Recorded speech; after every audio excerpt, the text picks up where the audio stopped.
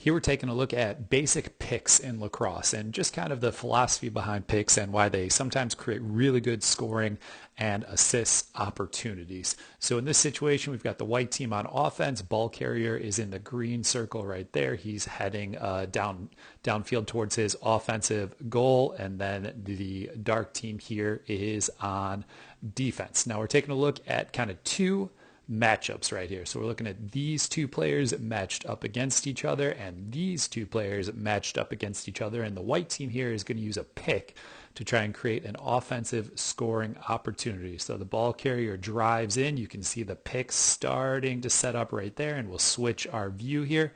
All right. So we see the two players matched up top right here, and then we see the pick and his defender coming in matched up right there. So the reason picks work in lacrosse, or work a lot, is because you force the defense to make a decision.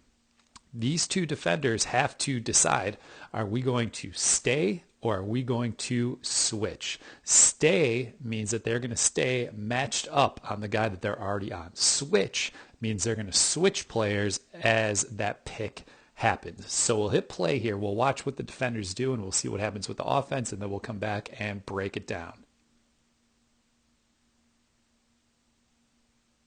All right, so it ends up being a goal there for the ball carrier. Let's take a look at what happens.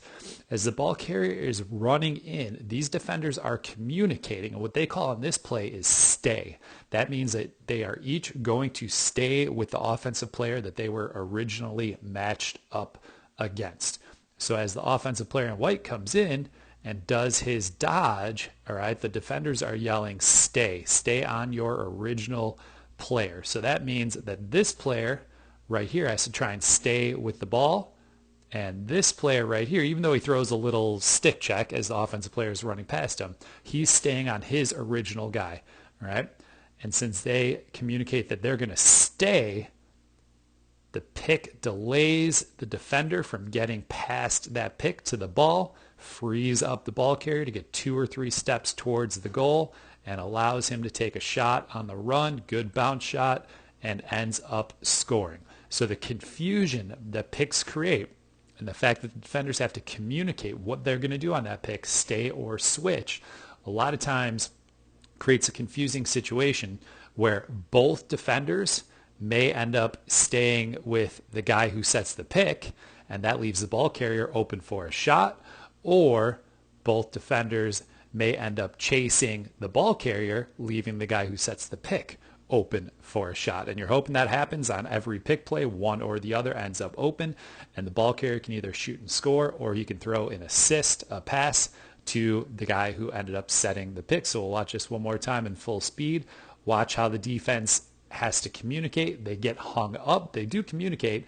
It just takes a little too long, and they get hung up on the pick, and the ball carrier is able to drive and score. So make sure you're familiar with that basic pick philosophy, why it works, and start working on some picks in your practices on your own and with your teammates.